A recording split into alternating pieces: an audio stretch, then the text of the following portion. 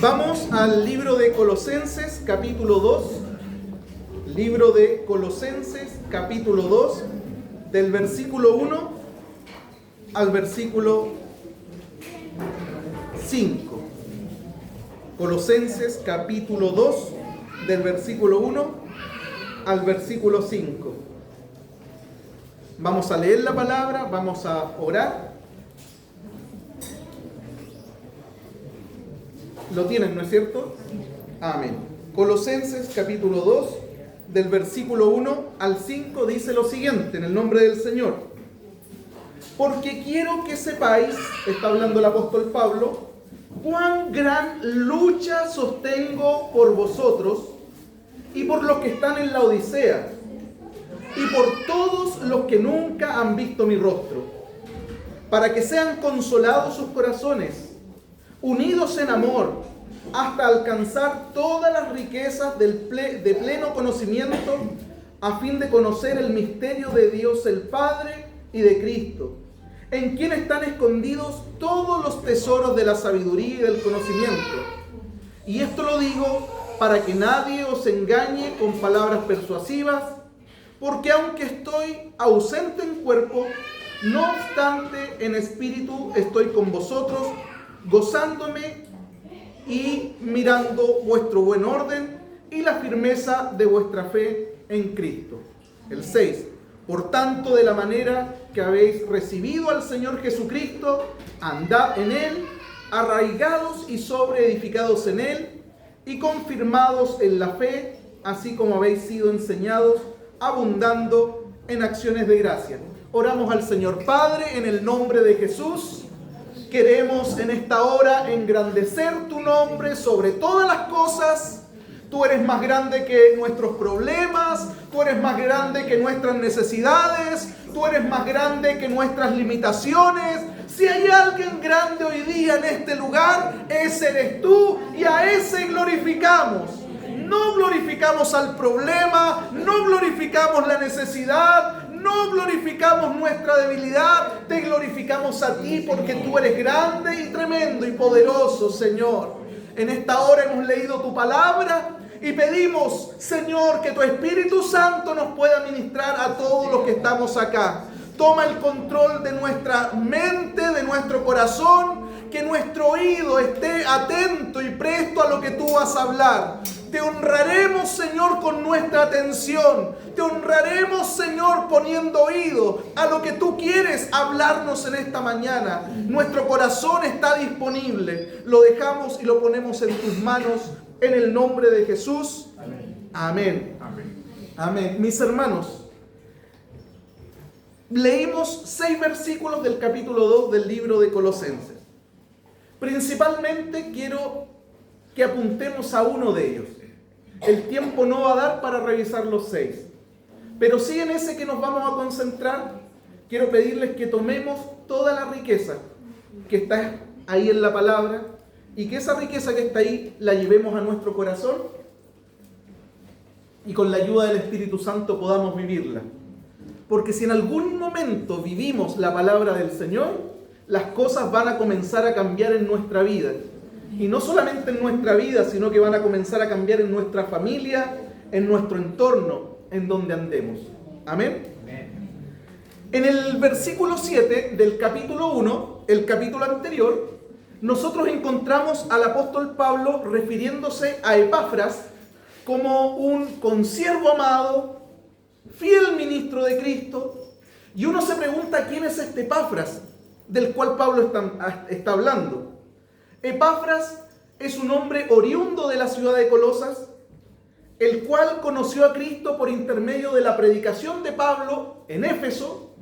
Él llegó allá, escuchó la predicación de Pablo, recibió el mensaje de salvación, y ese fue el hombre, Epafras, que Dios usó para llevar el evangelio a la ciudad de la cual él era oriundo, a la ciudad de Colosas.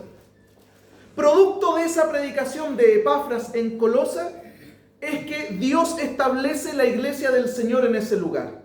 La iglesia de Colosas no nace directamente por la predicación de Pablo, sino que esa iglesia nace producto de la predicación de un hombre que escuchó el mensaje de Dios por intermedio de Pablo en Éfeso. Estamos hablando de este Epafras.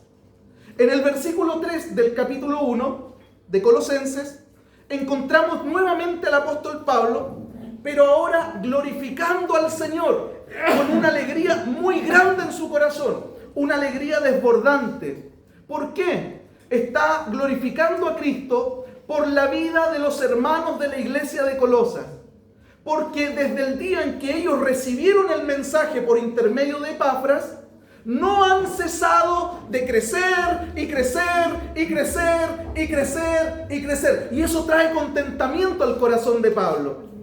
Y él lo dice en el versículo 3, capítulo 1. Ustedes, hermanos, han crecido en la fe en Cristo. Ustedes han crecido en el amor los unos por los otros. Ustedes han crecido en la esperanza. Ese es el contentamiento que hay en el corazón de Pablo, al ver lo que la palabra del Señor puede hacer en el corazón de una persona que se dispone. Ahora, el contentamiento de Pablo tiene dos razones que le dan más peso aún a su alegría. Dos razones que le dan más peso aún a su contentamiento. La primera razón que le da peso a ese contentamiento es que Pablo conocía el trasfondo cultural y religioso de esos hermanos de Colosas. Él conocía el trasfondo, de dónde venían, de dónde provenían. Conocía el trasfondo cultural y religioso de los hermanos de Colosas. Un trasfondo cultural de rechazo, un trasfondo cultural de oposición, de negación, en el que no había espacio para el Dios vivo y verdadero. En Romanos capítulo 1 dice, ellos, aludiendo al hombre sin Dios, suprimen la verdad de Dios revelada a través de la creación. Ellos suprimen todo el poder y la deidad de Dios para no someterse a Dios, para no reconocerle, para vivir una vida lejos de Él. Ese es el trasfondo cultural de negación. Gente que no quería nada con el Señor. Gente que no quería involucrarse con Él. Pero no solamente conoce el trasfondo cultural, sino que también conoce el trasfondo religioso del cual venía esta gente.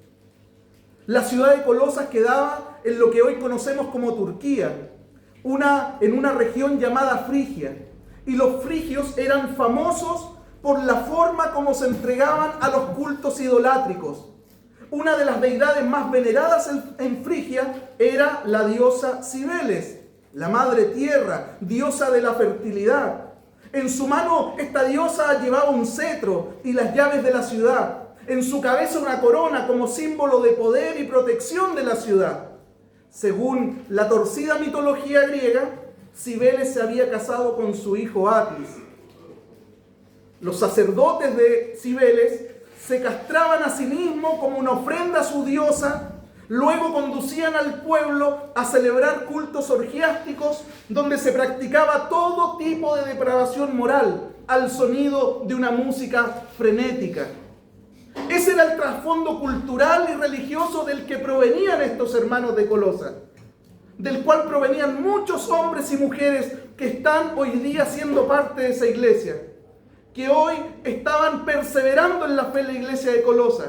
Esas personas llegaron al evangelio con muchas ideas distorsionadas en su cabeza, en sus mentes, ideas distorsionadas acerca de la deidad, ideas distorsionadas acerca de la adoración y la reverencia hacia la deidad, ideas distorsionadas con respecto a la vida familiar, ideas distorsionadas con respecto a la relación social, ideas distorsionadas acerca de la relación los unos con los otros. Por eso Pablo está tan contento, mis hermanos, por la poderosa transformación que Dios había hecho en estos hermanos. No sé si me entienden. Amén. Feliz de ver cómo una persona que iba directo al infierno se sujeta a la palabra del Señor y Dios tiene el poder para transformarle por completo. Estos hermanos habían abandonado todas sus creencias idolátricas. Estos hermanos habían abandonado ese cúmulo de tradiciones heredadas de generación en generación y habían puesto su confianza exclusivamente y únicamente en la persona y obra de Jesucristo. Pablo se alegra porque esta gente experimentó una profunda transformación en el interior por intermedio de la palabra.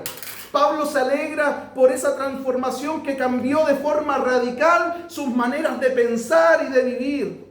Pablo se alegra de que ellos llegaran a entender de que todos sus dioses no eran más que seres mitológicos, creaciones humanas en los cuales no había salvación. Y que solo Cristo era el único Dios vivo y verdadero. Ese era el contentamiento del apóstol Pablo, la transformación que había sufrido esta gente. Esa era la primera razón. ¿Se acuerdan que les dije que habían dos? La segunda razón de su contentamiento es ver el poder de la palabra de Dios en acción. El apóstol Pablo sabía que la palabra de Dios es poderosa para salvar. Sabía que la palabra de Dios es poderosa para transformar. Sabía que la palabra de Dios es poderosa para cambiar vidas, restaurar, sanar heridas, perdonar, para limpiar. En Romanos capítulo 1, versículo 16, el apóstol Pablo dice con fuerza: no me avergüenzo del evangelio. ¿Por qué? Porque es poder de Dios. Evangelio, poder de Dios. Para salvación, no solo para algunos privilegiados, no solo para los 144,000 que dicen los testigos de Jehová, sino que poder de Dios para salvación, para todo aquel que cree, mi hermano, para todo aquel que cree.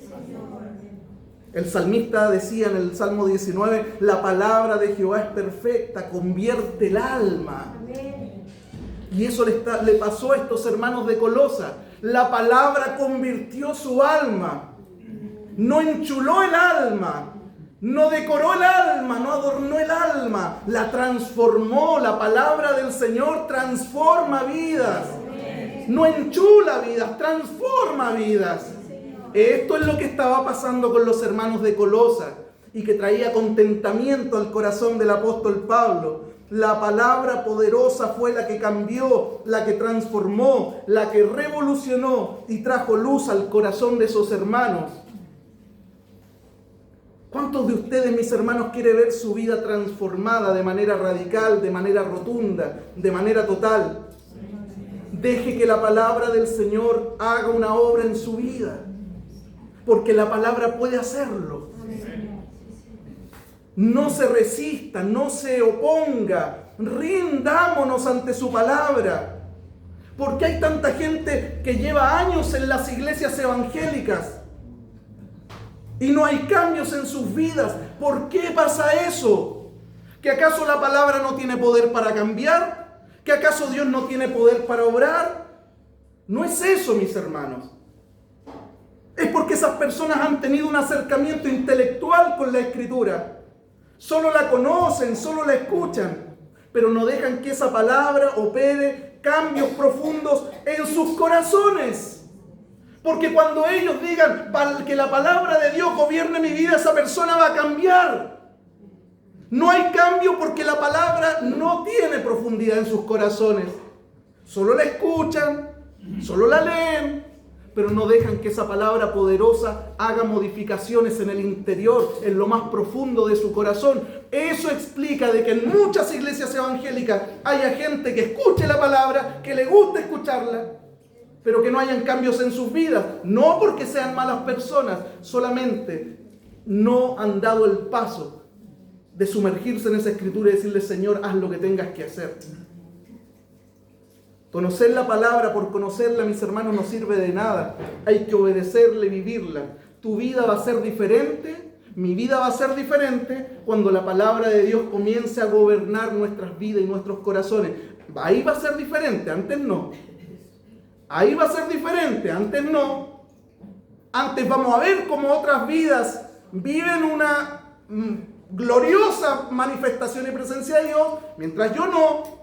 No porque Él sea mejor que mí, sino solamente porque no me rindo a los pies de Cristo totalmente y dejo que el Espíritu Santo haga una obra en mi vida. Mis hermanos, ese era el contentamiento de Pablo. La transformación radical de estos hermanos y el ver cómo la palabra que él predicaba es una palabra poderosa y lo sigue siendo hoy en día.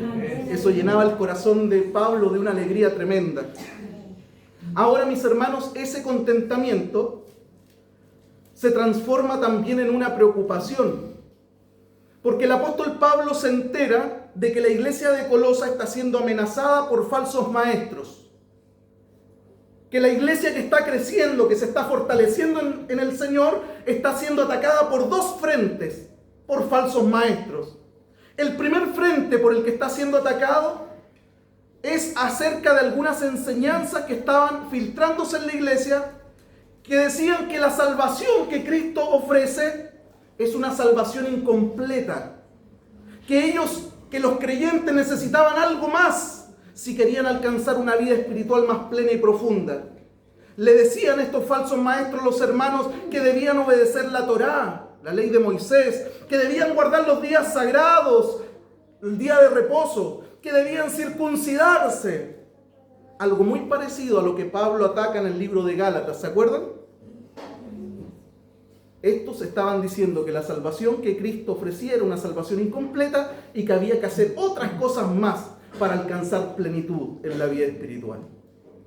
Y el segundo frente por el cual están siendo atacados estos hermanos de la iglesia de Colosa tiene que ver con un bombardeo producto del politeísmo místico.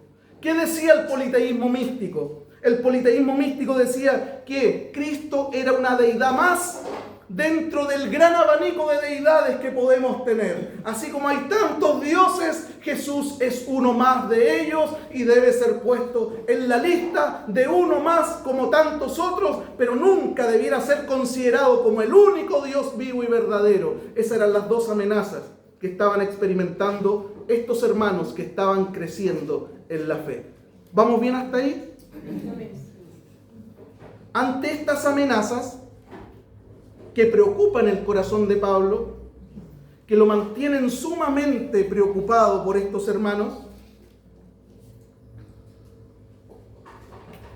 Pablo de verdad estaba preocupado de que estas falsas doctrinas que amenazaban a la iglesia se terminaran transformando en un estorbo para el crecimiento espiritual de los hermanos, o peor aún, de que estas falsas doctrinas terminaran apartando a los hermanos de Cristo. Esa era su preocupación, que estas cuestiones frenen el crecimiento que mis hermanos llevan y los estanquen. O que peor aún, que estas falsas doctrinas terminen apartando el corazón de ellos y ellos ya no terminen mirando a Cristo como único Dios, como único Señor y Salvador, sino que terminen mirando otras cuestiones anexas y saquen el corazón del centro. Hermanos, siempre que decidas poner toda tu fe, toda tu vida y toda tu confianza en el Señor, se van a levantar situaciones que van a buscar que tú no crezcas, que no madures, que te estanques o peor aún, que te apartes de la fe. Siempre que usted quiera involucrarse con el Señor, poner su vida en sus manos, siempre se van a levantar oposiciones con dos motivos: que te estanques, que no crezcas, que te espantanes o que peor aún, te apartes de la fe en el Señor. Eso es lo que escribe con tanta insistencia el apóstol Pablo en frases como la siguiente, en el capítulo 2, versículo 4, dice: y esto les digo, mis hermanos, para que nadie les engañe con palabras persuasivas. Capítulo 2, versículo 8, miren que nadie les engañe por medio de filosofías o huecas sutilezas, según las tradiciones de los hombres, conforme a los rudimentos del mundo y no de Cristo. En otras palabras, hermanos de Colosa, abran los ojos, no se dejen seducir, no se dejen impresionar por estos falsos maestros, porque si ustedes le ponen atención y prestan oídos a ellos, más que a la palabra de Dios que les predica Epafras, ellos terminarán siendo un estorbo para su crecimiento espiritual, o peor aún, terminarán apartándoles de la fe en Jesucristo. ¿Estamos bien hasta ahí? Amén. Y aquí es donde entra el versículo 1, mis hermanos, que me encanta. Me encantó este versículo y le pido al Señor con todo mi corazón, así como habló mi vida este versículo 1, que recién vamos a entrar ahí, también pueda hablar a toda la iglesia, porque si este versículo 1 hace eco en nuestros corazones, hermano, te lo doy firmado, las cosas van a comenzar a cambiar, y yo no firmo cualquier cuestión, te lo doy firmado, las cosas van a comenzar, después que no firmo cualquier cosa, las cosas van a comenzar a cambiar. Versículo 1,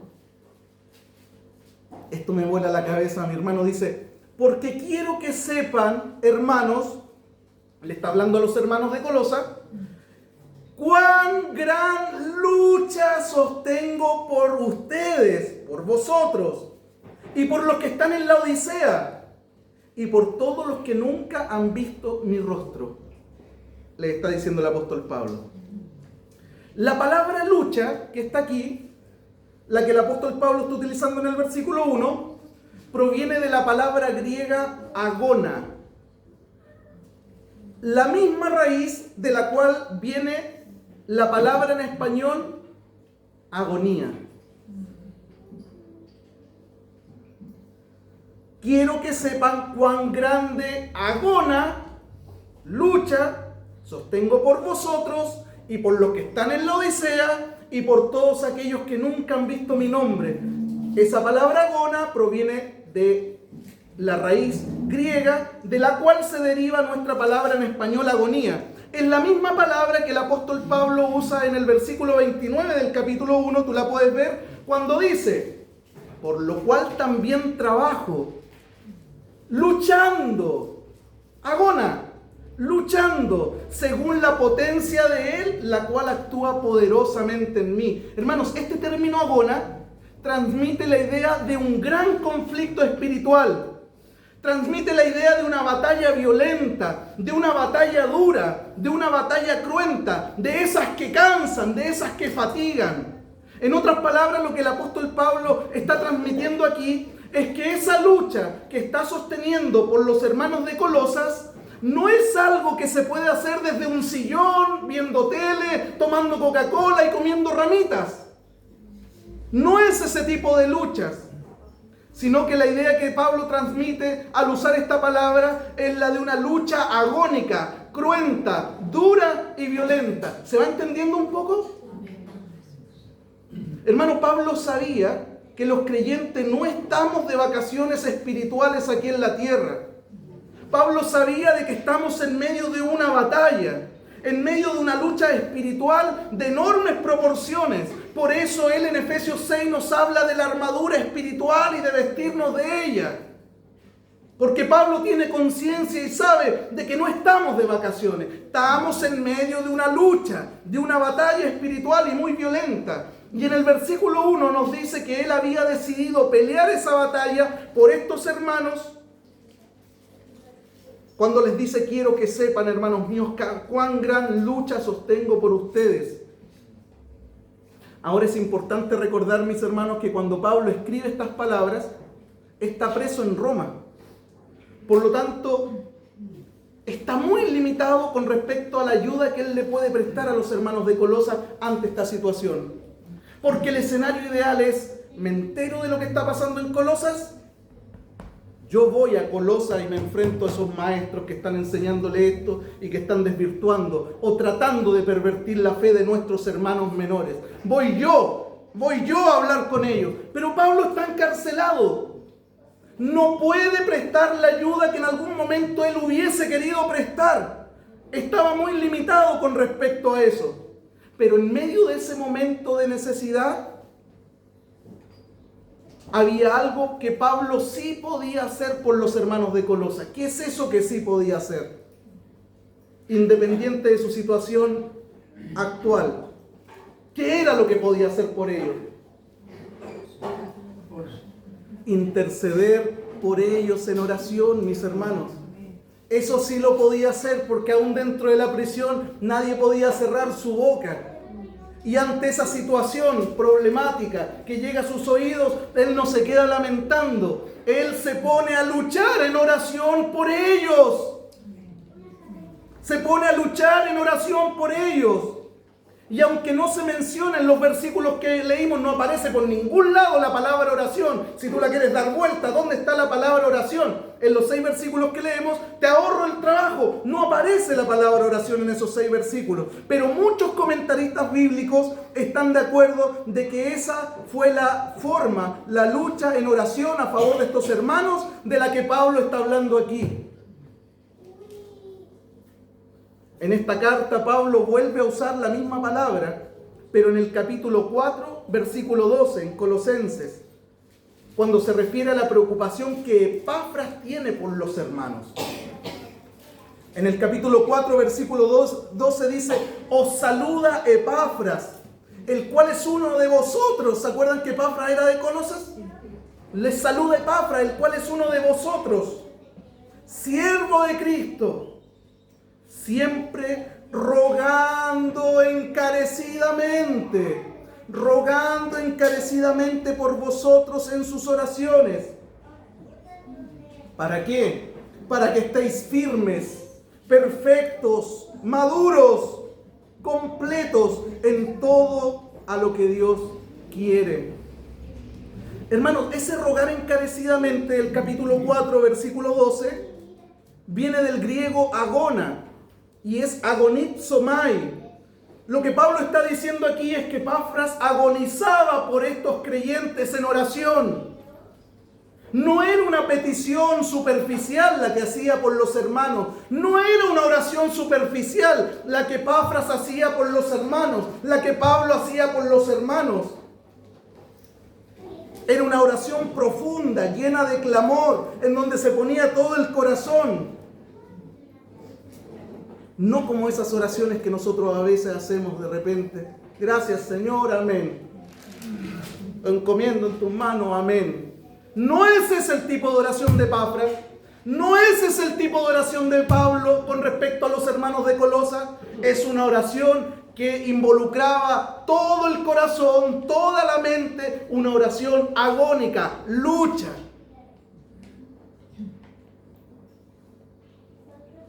Hermano, miremos esto.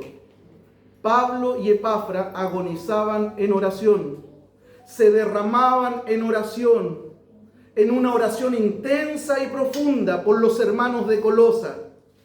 ¿Para qué? Dice el capítulo 4 del versículo 12, pidiendo para que ellos estén firmes en la fe. Esa era la oración que hacían. Señor, que en medio de estas amenazas, que nuestros hermanos permanezcan firmes en la fe en Jesucristo. Que estas amenazas filosóficas no los desvíen, no desvíen su corazón. Eso es lo que oraban. Y oraban con agonía, con insistencia, con fuerza. Oraban para que maduren, para que crezcan. Oraban para que estén completos en todo lo que Dios quiere con respecto a ellos. Pablo y Epafras, mis hermanos, estaban conscientes de las amenazas que los hermanos estaban enfrentando. Guarda eso en tu corazón. Pablo y Epafras estaban conscientes de las amenazas que los hermanos de Colosas estaban enfrentando. Por eso oraban intensamente, para que nuestros hermanos de Colosas fueran fortalecidos. Por eso oraban intensamente, para que ellos siguieran avanzando en su camino de madurez. Por eso oraban intensamente, para que Dios despegara o desechara toda amenaza que pudiera ponerlos en riesgo con respecto a su crecimiento en Él. ¿Sabe lo que más me sorprende de este pasaje, mis hermanos? Es que Pablo no conocía a los hermanos de Colosas. ¿Se acuerdan que leímos? Hermanos, quiero que sepan la gran lucha que sostengo por vosotros y por los que están en la Odisea y por todos los que nunca han visto mi rostro. El apóstol Pablo no conocía a estos hermanos. Nosotros dijimos que Epafras conoció el Evangelio por intermedio de Pablo y que los colosenses recibieron el Evangelio por intermedio de Epafras.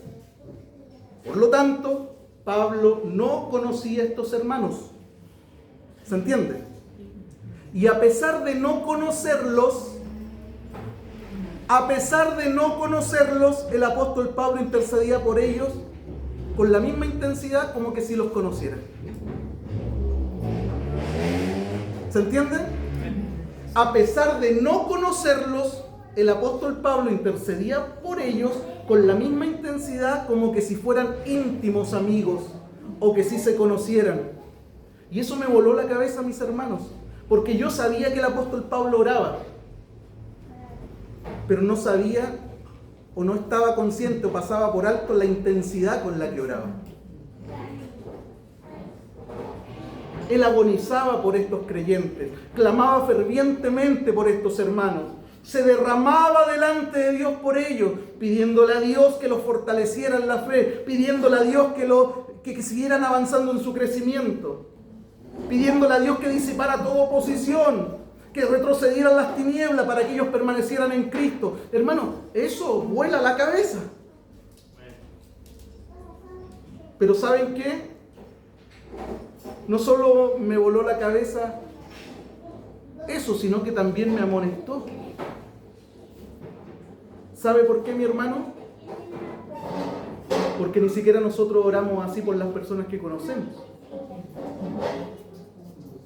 Con esa intensidad, con esa fuerza por las personas que conocemos.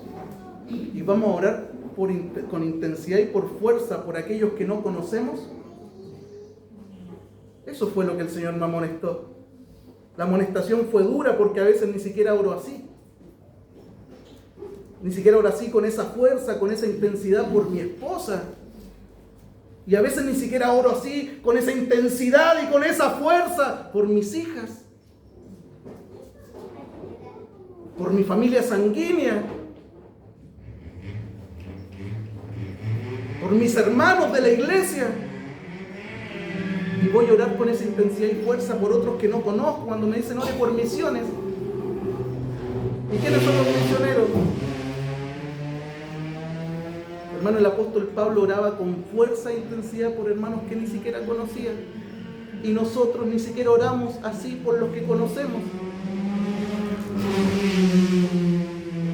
Siempre nos va a resultar más fácil, hermanos, quejarnos o hablar con otros que presentarnos delante de Dios en oración y clamor. Siempre van a ser más fácil los dos primeros caminos.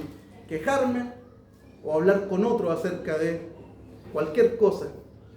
Pero menos presentarnos delante de Dios en oración y clamor para interceder por los hermanos, para presentar las situaciones que le amenazan con respecto a su crecimiento, con respecto a su madurez.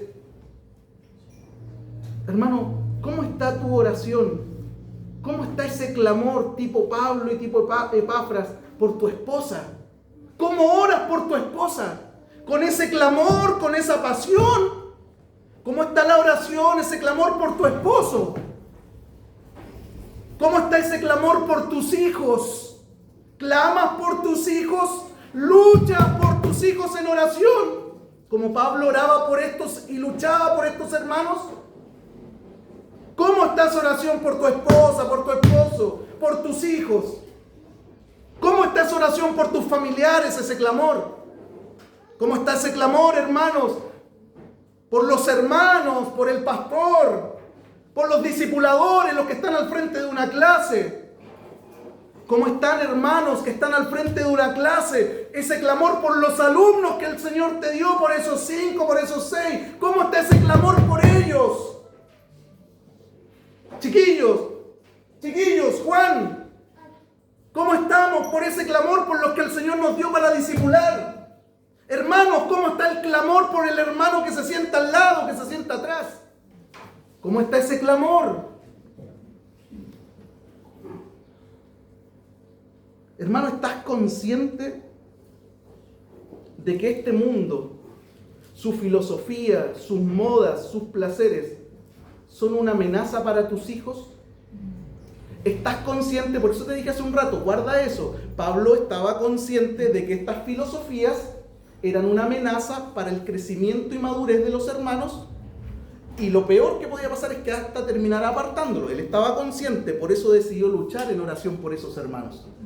Ahora yo te hago la pregunta, ¿estás consciente de que tus hijos, la filosofía de este mundo, los placeres de este mundo, las modas de este mundo, son un riesgo para tus hijos?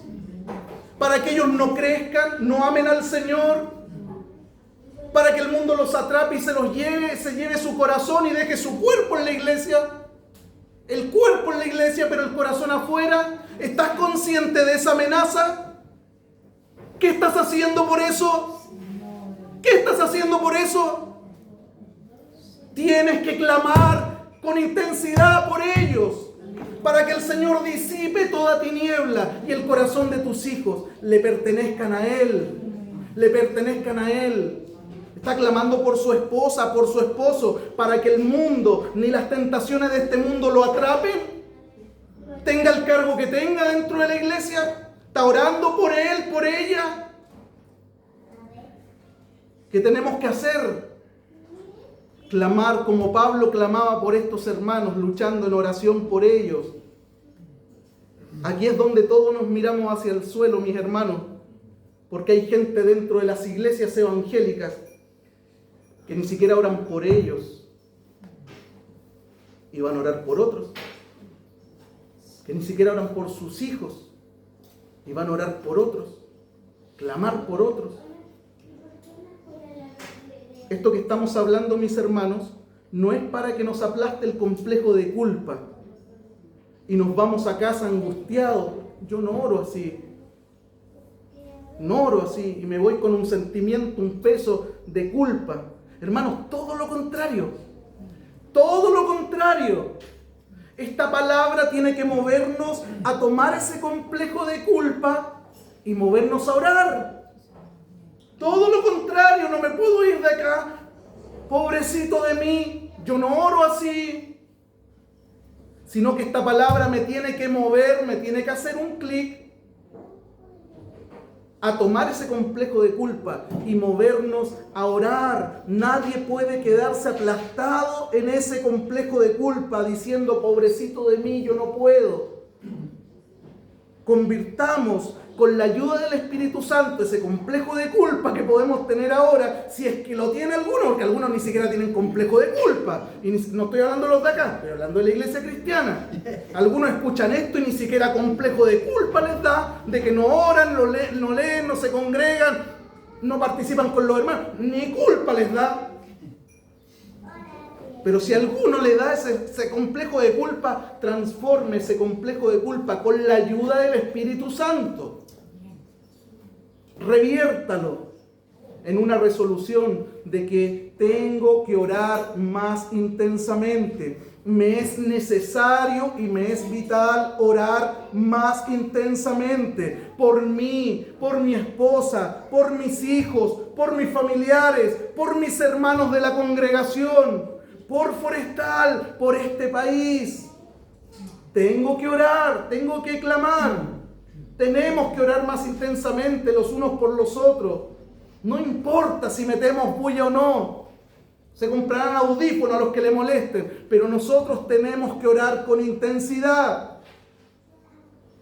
Tenemos que orar con la conciencia, mis hermanos, de que al hacerlo estamos contribuyendo con el crecimiento espiritual propio, personal. Cuando tú oras, estás creciendo espiritualmente. Cuando tú no oras, no hay crecimiento espiritual. Cuando tú oras, tienes que orar con esa conciencia. Detrás de esto hay crecimiento para mi vida, pero también hay crecimiento para los hermanos por los cuales yo estoy orando. Nosotros no entendemos todo el misterio de la oración, mis hermanos, pero hay algo cierto detrás de la oración. Y es que Dios obra cuando su iglesia ora. Tal vez no entendamos del todo el misterio de la oración, pero si hay algo que tenemos claro, que Dios obra a partir o detrás de esas oraciones. Cuando su iglesia ora, el Señor obra. Cuando oramos, Cristo será más ampliamente glorificado en medio nuestro si intercedemos los unos por los otros. ¿Sabe por qué Cristo será más ampliamente glorificado en medio nuestro cuando oramos los unos por los otros? Porque Dios va a empezar a responder. Y cuando responda, nosotros vamos a decir, ¿y a quién le pedimos? A Él, gloria al que respondió, gloria al que vive, gloria al que reina, gloria al que abre puertas, gloria al que hace milagros. Por eso Cristo es más ampliamente glorificado en medio nuestro cuando nosotros oramos los unos por los otros. Pablo agonizaba por estos creyentes en Colosas. Y hoy nos toca a nosotros. Y hoy nos toca a nosotros. Si tú no oras en tu casa, te estás perdiendo de crecer. Si tú te restas de las reuniones de oración de la iglesia por comodidad, te estás perdiendo de crecer. Involucra tu vida y tu corazón en estos medios de gracia que el Señor dejó disponible para que tú crezcas. Esos medios de gracia para que tú crezcas y para que tú madures son la palabra del Señor, el congregarte, el orar y el tener comunión los unos con los otros. Son medios de gracia en los cuales crecemos, maduramos y Cristo es más ampliamente glorificado. Mis hermanos, este sentimiento de culpa hay que transformarlo con la ayuda del Espíritu Santo en accionar. Nuestra oración no puede ser la misma oración de ayer después de haber escuchado esta palabra del Señor. Pablo luchaba, agona por estos hermanos, aún preso, oraba y clamaba fervientemente por ellos. Y Dios se glorifica cuando la iglesia ora a Él, pidiendo su cuidado y su protección. ¿Qué vamos a hacer? ¿Qué vamos a hacer? Póngase de pie, por favor.